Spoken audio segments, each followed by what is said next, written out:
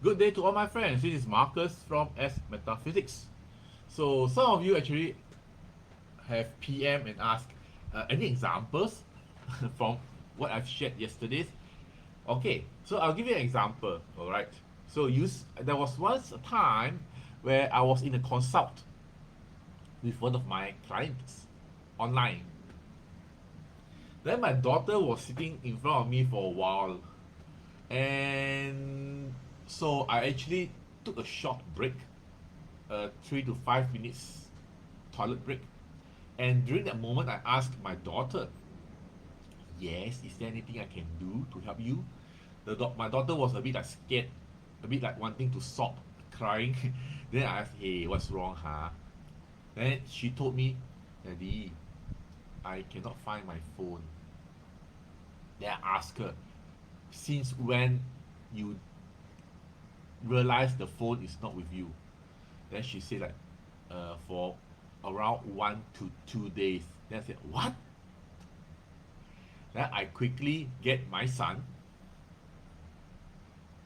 I said, "Lucas, come and help your Mei go and find around the house, the rooms, the living hall, and even go to my grandma's place, walked over there, and also my car, and take a look to see whether you can find your sister's phone."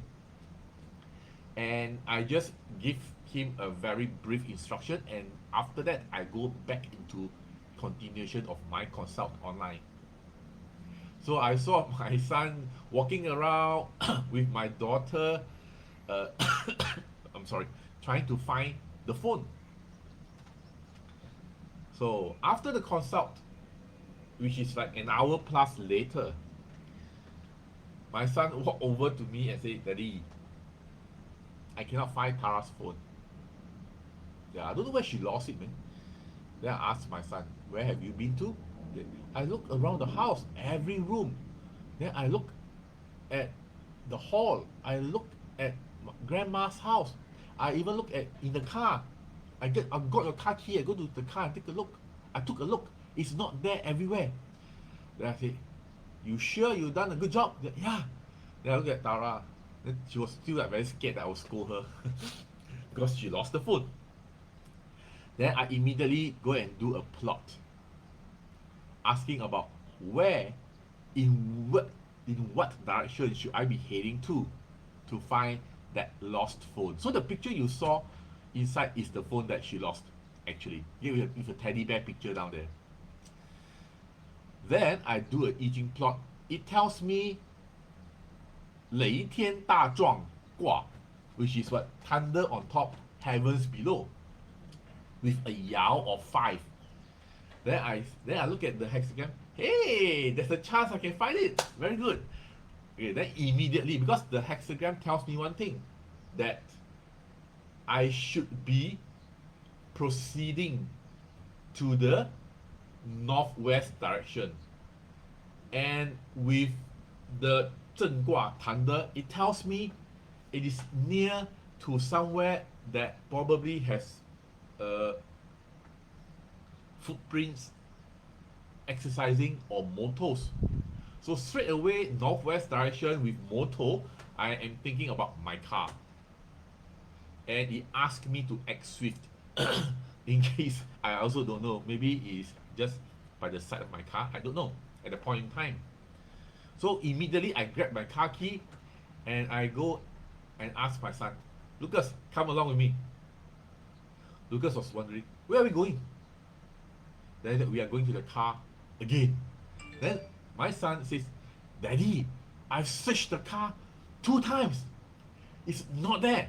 Then I said, no problem, no problem. Let's have some fun. I've asked I Ching, I Ching, and it tells me to go in that direction to hunt for the lost phone.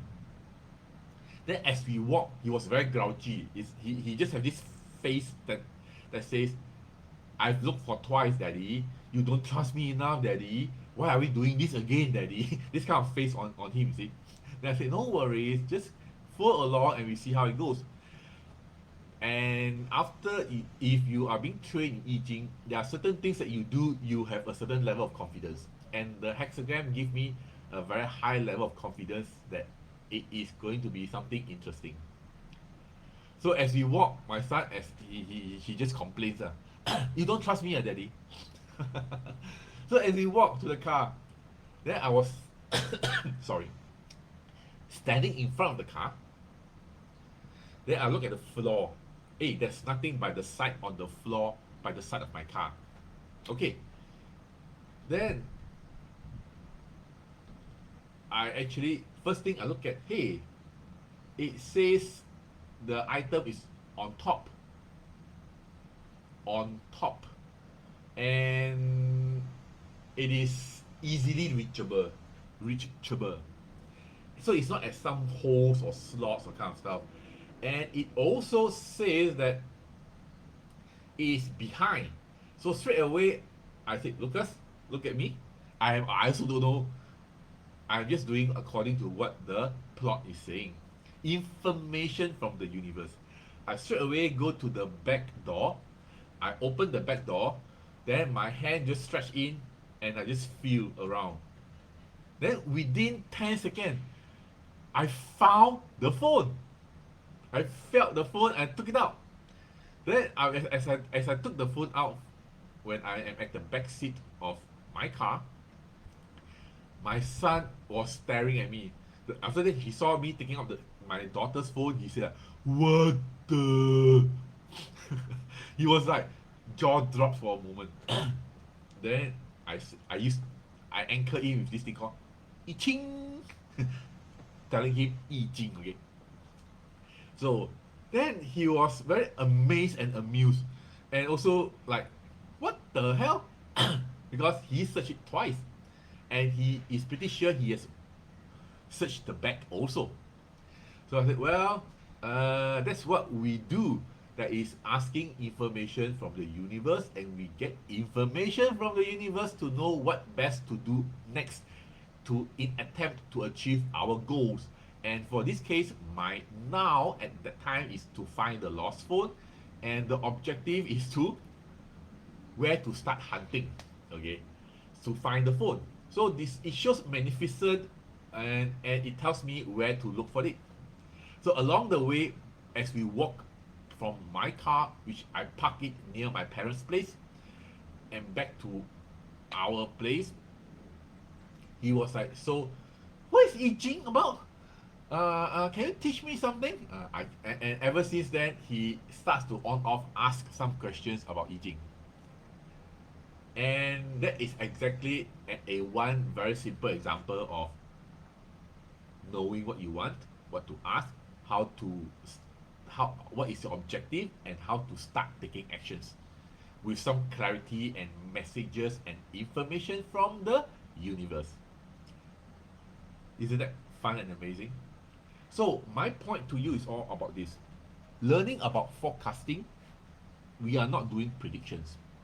Predictions has a layer of meaning that says it is fixed, it cannot be changed, and I am not so into that because of the very fact, the law of karma, the law of cause and effect. This word cause and effect, it is not well defined. It should be, the law of karma is about cause, condition, and effect. That means to say, you plant an apple seed that is a cause, you will never get a durian tree as an effect because there's no causal relationship. Apple seed will always give you apple tree. Now, if that is called cause and effect, but people always omit the part and forget about the emphasis on conditions. Cause, condition, effect is the right word. Where if you play the right part on the conditions, giving it sunlight, water, good fertilizers, removing the weeds, make sure there's no worms, don't over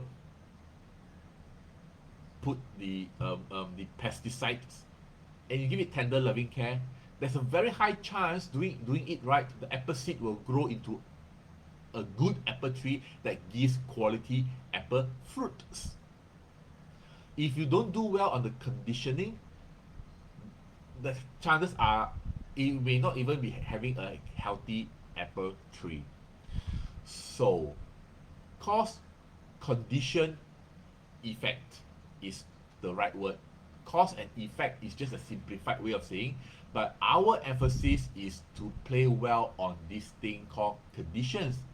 On top of the fact that you cannot change the cause, probably, you cannot change your birth chart, you cannot change how your boss looks, you cannot change the company, you cannot change the world. But based on something that you want to pursue, an objective, a direction, a goal, a target, what else can you still do on the conditioning so that you're influencing based on where you are now towards the effect that you are looking for so as to get the thing that you are looking for?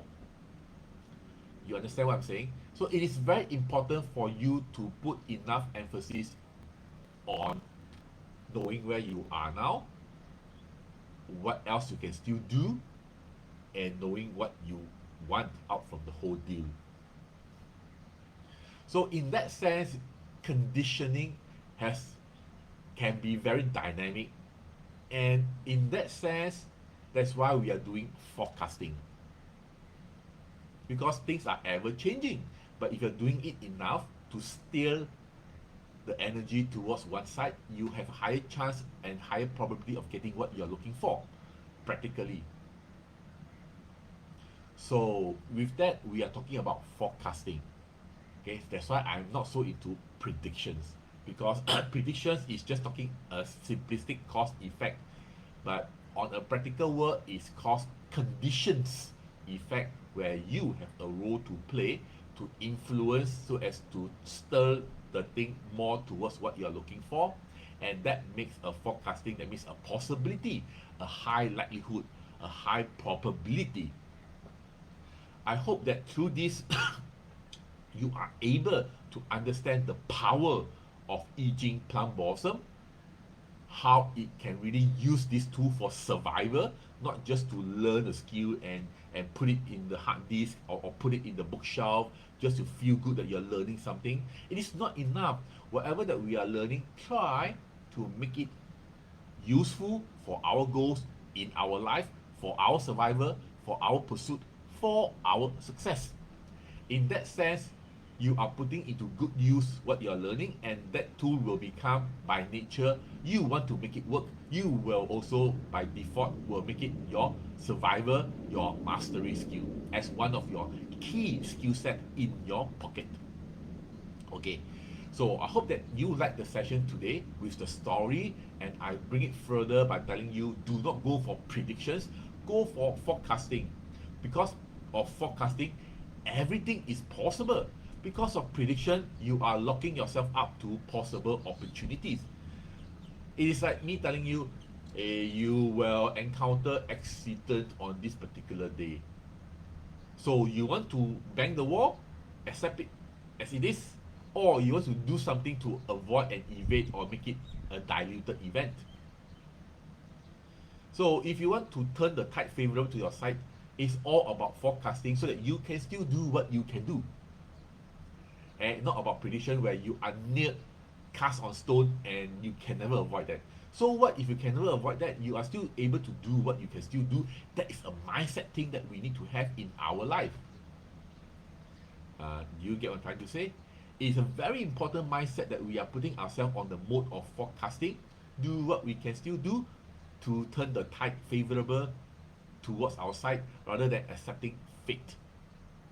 True or not true, it is still more important for you to figure out what you can still do.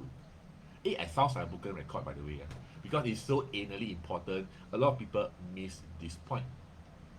So hope that you like today's session about Jing Plum Blossom. Okay, and if you really want to learn the technique, the art, the technicalities, and the practical application of divination, practical art of divination, using plum blossom, using fundamentals of I Ching, applying on a plum blossom technique, do type I want to learn in this message so that I know, so that if yes, then we will probably bring this further. Okay? So thank you. Take care. Stay safe. And hope you like this message. This is Marcus from SMetaphysics. Have a wonderful day ahead. Bye bye.